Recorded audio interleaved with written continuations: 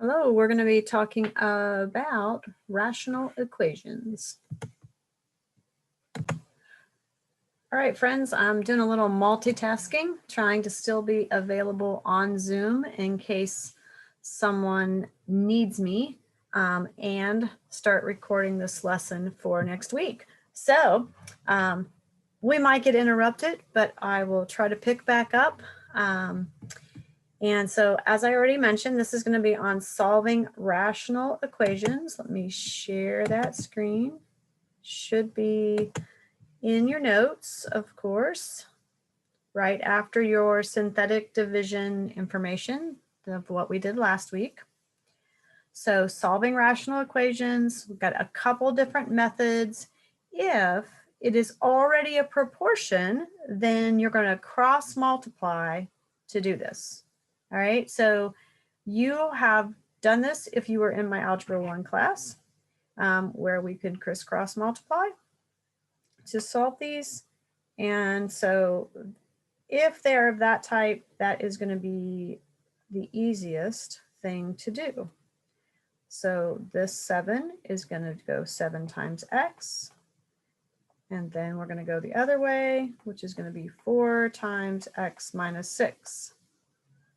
And you would not necessarily have to write that step with those parentheses, as long as you remember that you are distributing the 4 to the x and to the negative 6. All right, so wouldn't necessarily have to write the first step I did. Now we need to solve that equation. So we're going to have to get those variables on the same side. So I'll subtract 4x, leaving me with 3x and no x on the right.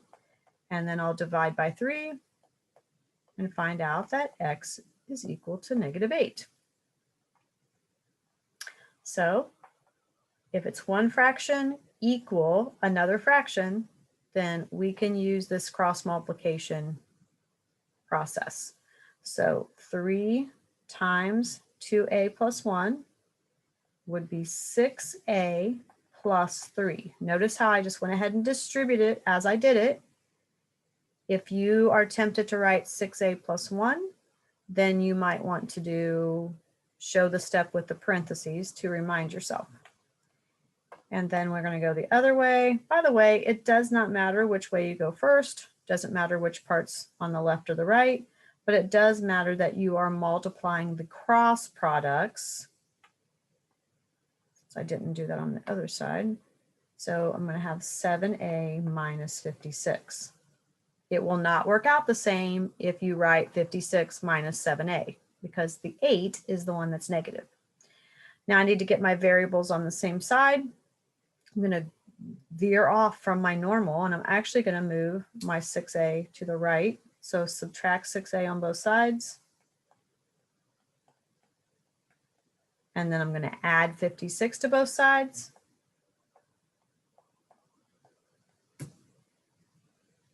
And then remember, just like always, I can plug things in if I want to know if it works. So if I plug that in, I would have 3 over 59 minus 8 would be 51.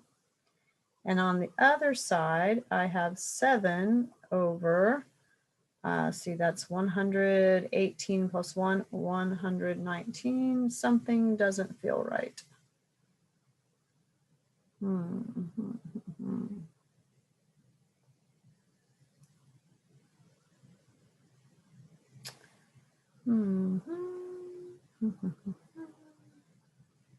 Well, here's how I check. It's fine. I don't know why I'm stressing about this. Crisscross, right? The cross products are supposed to be equal. So that's 357. And 3 times 119 is also 357. They also both reduce to 1 over 17. 3 goes into 51 17 times. 7 goes into 119 17 times. So there we go. So hopefully, so far so good, other than me second guessing myself.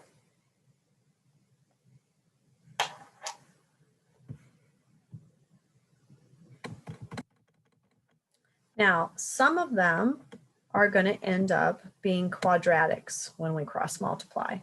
Quadratic meaning we're going to have a second power. So when we did not have ones like those in Algebra 1, but we are quite well equipped for that now. So cross products again. So I'm doing r times r is r squared. Oh my goodness, sorry. R times r is r squared. That was the one diagonal. And then on the other side of the equal sign, I'm doing 4 times r minus 1. So that would be 4r minus 4. Now, because I have an r squared, I need to get everything to the same side. So however you think of it, if you think of you're doing this to make those zero out, or if you just want to think I'm moving it to the other side and it's going to change signs when it gets there, you should have this. And now once again, we get to factor. We get to, not we have to, we get to. So two things that multiply to be positive 4, it's a positive 4, so the signs have to be the same. But if they're the same and they add up to that negative 4 in the middle, they are both negative. So multiplies to be 4, adds to be 4, that would be 2 and 2. And this gives me r is equal to 2, and this gives me the same answer. So there is really only one answer, one solution, because that's what we got, right? 2. And if I try that at the top, 2 over 2 minus 1 should equal 4 over 2. Well, 2 minus 1 is 2. 2 divided by 1 is the same as 4 divided by 2. Check, it works. Right? So just know if you have a variable, if you have variables in diagonal partners, you are going to end up with a quadratic and you are going to need to factor then. So here I have to do m plus 3 times m minus 2. And the other way, I just have 3 times 8. So again, you don't necessarily have to write it with the parentheses, but it is more than just m squared minus 6. You would have to do all the parts of FOIL, or you might be able to shortcut it by m squared, add them to get the middle. So that would be 1. So 1m, multiply them to get the end. So there is a shortcut, but if you would have left out that plus m, you might want to go back and do the whole FOIL process. Now to read before I factor it to find my answers, I have to get the 24 over on the other side. So we're going to subtract 24. So I have m squared plus m minus 30 is equal to 0. So I need two numbers that multiply to be negative 30. So they have to be different signs. So since they're different signs, they really subtract to make this 1 in the middle. The 1 in the middle is positive, so the bigger number is the positive one. And then when I solve these, I get m is equal to negative 6 and m is equal to 5. So when you're doing IXL, you're going to see that some of them, it says that you might have one solution or two solutions. So speaking of IXL, rather than do some more examples that are here, I'm going to switch over there. If you want to write the examples that I do there, you can, but I do want you to see that these examples are the same types of problems from this IXL lesson so that you don't feel like it's unrelated. So in IXL, this lesson is 07 on the Algebra 2 tab like usual. And again, this is a proportion. So it's like the ones we've done so far. I'm going to cross multiply. I get 4v minus 4 is equal to 6v plus 6 I'm going to get those V's on the same side. So if I subtract 6 V's on both sides, so I did minus 6V on both sides. Now I'm going to add 4 to both sides. And then I'm going to divide by -2. Now I only have one answer, so I'm just going to put in -5, and I leave the other one blank. Notice it says there may be 1 or 2 solutions. Don't try to make up something else to put in the other blank. So looks like more of the same. Be careful with the negative. Remember, it's like you're distributing that. So that's -3j minus 15 is equal to -j minus 7. I'm going to get those j's on the same side. I'm going to add j to both sides. Remember, that's like adding 1j. Then I'm going to add 15 to both sides. And last, I'm going to divide by -2. And once again, I only have one solution. So if when I cross multiply, I don't have a variable squared, then there can only be one solution. It's when it's squared that I could end up with 2 solutions. So this time it's going to be squared because look at all those variables. So you might put this one down on a piece of paper. You might scratch out one of the other ones in the notes and just write this one instead. This is we're gonna have this times this. So those two are gonna get multiplied. And then on the opposite side of the equation, the y plus 1 and the y minus 3. And you either wanna do the entire full FOIL process, the whole distributing and combine like terms, or we do know a little bit of a shortcut where we know y times y is y squared. -7 plus 3 would make -4, and the middle gets a y. And remember why that works is because this is negative. Back that up, not ready for that part yet. That's -7y. And that's positive 3y. It's from the outside, and the inside terms.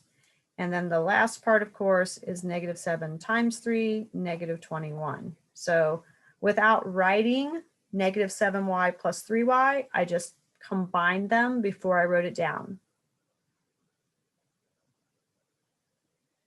As long as you get to there, just don't try to overly shortcut it and only write down y squared minus 21.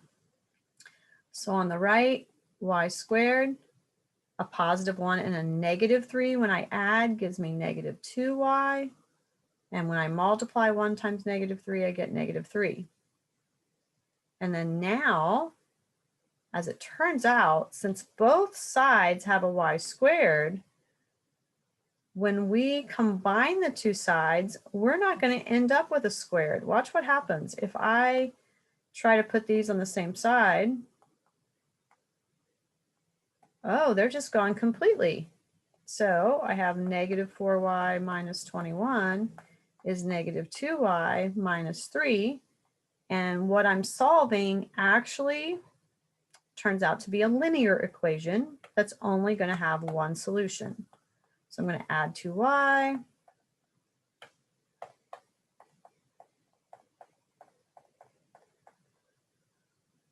Then I'm going to add 21.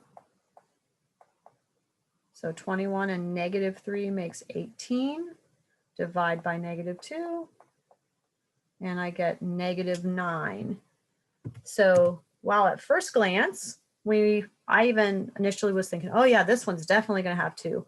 Well, it definitely had some y squareds, but because both sides of the equation had a y squared, those were eliminated, and we were just working with something that was linear. So there is only one solution.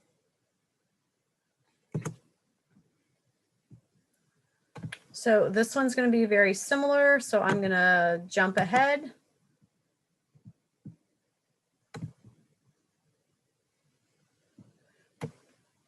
go ahead and work this one out. I don't know that it's a whole lot different, but 1 times 8, so there we go. The other way, I have negative h squared plus 7h. And when you think about which side to put things on, when we factor, we always want the h squared to be positive. So I'm going to put things, I'm going to get rid of this guy. I don't want him to stay over there and be negative.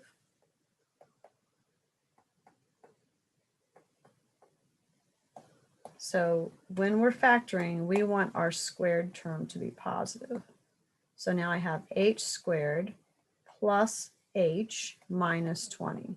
And if it helps you to write that as a plus 1h, that's cool. It's a negative 20, so 1 positive, 1 negative. I need a factor pair that multiplies to be 20 but subtracts to be 1. So a positive 5 and a negative 4. If that had been a minus h in the middle, then the 5 would have been negative and the 4 would have been positive. But remember, these are the factors. These are not the solutions. The solutions happen after I set my factors equal to 0 and solve. So subtract 5, h would be negative 5, add 4, h would be 4. When there are two solutions, it does not matter which spot you put them in, but it does matter that you take the time to actually solve. Your signs are going to be wrong if you put in what your factors are.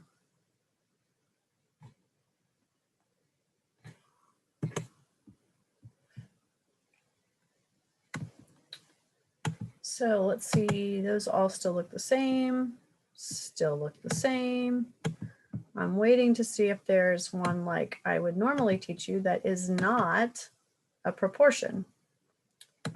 And so far, I don't know that it's going to give you any that aren't proportions. So, all right then. I am going to go back to the notes and show you one of those examples of things like these. And we will use this when we do our application problems, which that is posted on Miss Miriam's YouTube, but it is actually me teaching Miss Miriam's class a couple years ago, maybe 3 years ago actually now. But we want to get rid of all the fractions, and I can't just cross multiply now because these are not just a fraction is equal to a fraction. So I'm on number 7 from the notes. Just rewriting it where I can see things a little bigger. And so I look at my denominators and I see a 3, an n, and a 6. So I need to multiply by something that would cancel all of those out because I don't want any fractions. I'm going to try to clear the fractions by multiplying with preferably the lowest common denominator, but any common denominator actually works. So since 3 goes into 6, if I multiply by 6, that would take care of the 3 and the 6. And I also need to get rid of that n. So we're going to multiply the whole thing by 6n. Now, when I say the whole thing, really what that happens, because we're going to distribute, right? It means this guy's going to get a 6n, and he gets a 6n, and he gets a 6n. Every part, right? Every single part.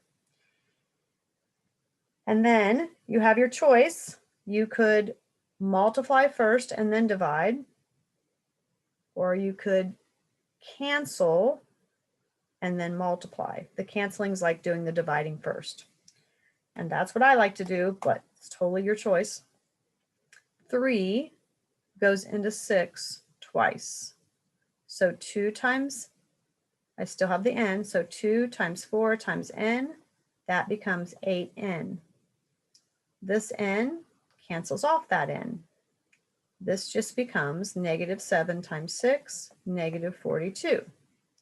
This 6 cancels off that 6. This is just 1 times n. And now I have an equation that doesn't have any fractions in it anymore. So now I'm going to subtract 8n And you could do it the other direction, but it's going to have one more step if we do it that direction since there's no constants on the right. And that would be negative 7n. I'm going to divide by negative 7 to get 6 is equal to n.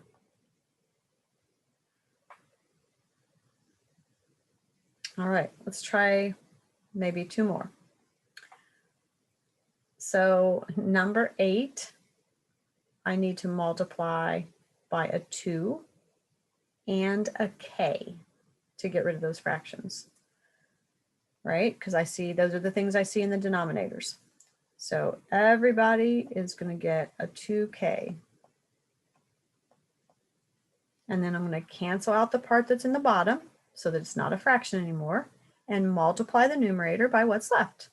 So this k gets rid of that, and then 2 times 3 is 6. This 2 gets rid of that 2. Negative 1 times k is negative k. This gets rid of that. I have my equal. 12 times 2 is 24. And then I just need to solve the equation now that I've made it much simpler because now it doesn't have a fraction, much less 3 of them. So negative k is 18. I'm going to divide by negative 1. And k is negative 18.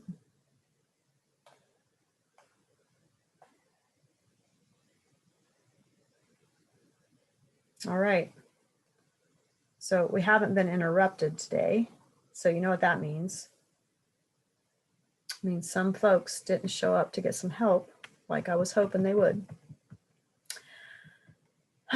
Big sigh. All right. So number 9 gets a lot more complicated, right? So let me make it a little bit bigger. I don't even want to see a tiny bit of that bottom stuff. There we go. Just make it nice and large and in charge. So to know, like kind of like when we made common denominators, right? When we made common denominators, to know what they had in common, it was helpful to have factored, because otherwise it might not look like they have something in common, but really they do.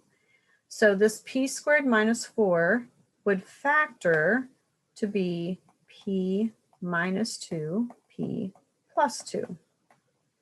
So if I want to get rid of that fraction, I need to multiply by p minus 2 and p plus 2. To get rid of the one on the left, I need to multiply p minus 2. Well, everything in the entire equation has to get multiplied by the same thing to keep it the same. So every part is getting a p minus 2 and a p plus 2. So p minus 2, p plus 2 for you. A p minus 2 and a p plus 2 for you, Mr. 2. And a p minus 2 and a p plus 2 for the 8. Every fraction, every term, I should say, every term is getting multiplied by that. So now let's start doing some canceling. So this first one, the p minus 2 would be gone.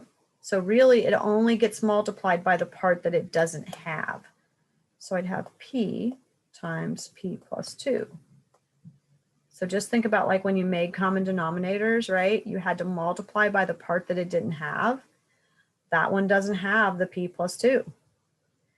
Now this 2, goodness, he needs to get multiplied by the whole thing, by both of them. Nothing's going to cancel. Well, remember that it's really the same as p squared minus 4. So it's going to be a little shorter if I just multiply by that, which we know is the same thing. So that's still equal. And then this last one, he already has the whole common denominator. So when I multiply by that, it doesn't change the 8. The 8's just going to be an 8. Now I do my distributing.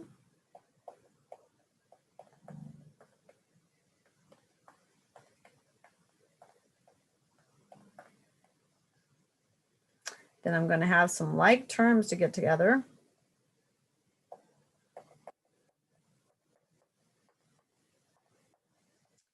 And after I get my like terms together, I do see I still have a p squared, which means everything needs to get to the same side. So this 8 needs to come over to the party.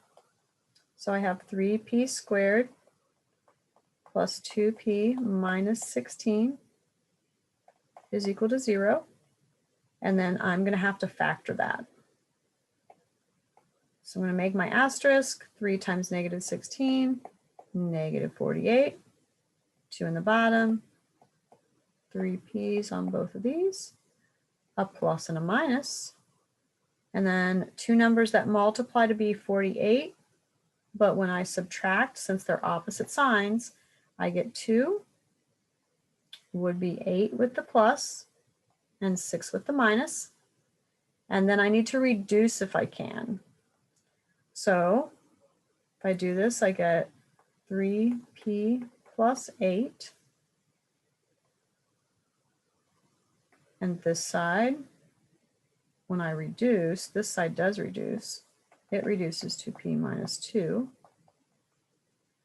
So this would say 3p plus 8 equals 0. This would say p minus 2 equals 0. This one on the left, I would subtract 8, divide by 3. And this one over here would say p is 2. Now, there's only one problem with that. Remember way back when we talked about dividing and we talked about excluded values or restrictions on the domain. If I put 2 into, like if I was trying to check my work and I put 2 right here where the p is, 2 minus 2 would be 0. And we cannot divide by 0. So this guy is extraneous. He's another solution that we can't really use because he is outside the domain, because I can't let the bottom of a fraction equal 0. So our only solution, all that work, and our solution is negative 8 over 3.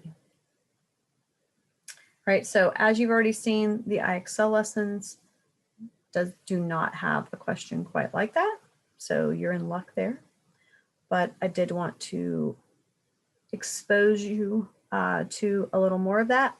There may be some adjustments that take place on the test or some additional practice that I add before the review so that, because there were some things a little closer to this on the test. All right, thanks so much. Again, on the IXL lesson, it's all cross multiplying.